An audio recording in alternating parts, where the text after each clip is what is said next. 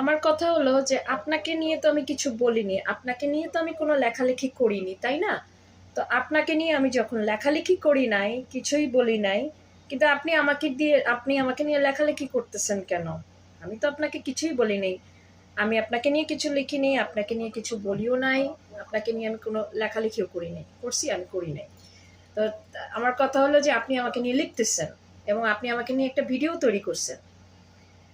আপনি আমাকে নিয়ে ভিডিও তৈরি করার আপনার কোনো রাইট নাই। আপনি আমার নাম মেনশন করে আপনি আমাকে ভিডিও করছেন, ঠিক আছে, বুঝলাম। আমি এটা অ্যাকসেপ্ট করছি।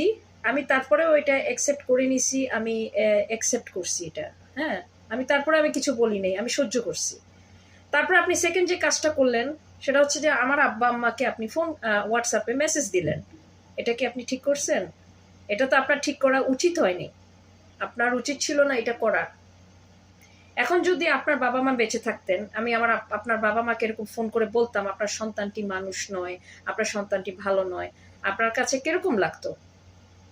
আপনি দয়া করে এসব জিনিসগুলো বন্ধ করেন এবং আপনি দয়া করে মানুষের পিছনে লাগা বন্ধ করেন। এটা ভালো কিছু আপনার জন্য নিয়ে আসবে না। এটা আপনার জন্য খারাপ কিছু নিয়ে আসবে। এটা ভালো কিছু আনার কোনো প্রয়োজন নেই। আপনি ভালো কিছু করার জীবনে চেষ্টা করেন। আপনি তো নামাজ কালাম পড়েন না? তারপর তো আপনি ক্যাসিনো, বার এগুলোতে যাচ্ছেন। একবার চিন্তা করে দেখবেন যে মানুষের মানুষের লেখালেখি করার আগে আমি কাউকে এখানে কেয়ার করি না। আমি জানি আপনার সবাই অনেকে আপনার ফ্রেন্ড। আমি এই ভিডিওটা দেওয়ার পর আপনি আমার আরো শত্রু হয়ে যাবেন, কিন্তু শত্রু হইলেও আমি কাউকে কেয়ার করি না এখানে। কিন্তু আমি এটা আমার বলতে হইলো যে আমার বাবা মাকে ফোন করাটা ঠিক হয়নি। কিন্তু আপনি আমার বাবা মাকে হোয়াটসঅ্যাপে ফোন করেন নাই, সরি, আপনি পোস্ট করছেন। থ্যাংক ইউ ফর এভরিথিং, এটা বলার জন্য। এবং এটাতে আপনার নিজের ক্যারেক্টারটাই আপনি প্রকাশিত করলেন।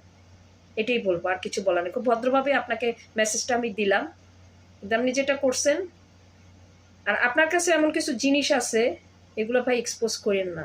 এটা আপনার জন্য প্রবলেম হবে। ভালো থাকেন।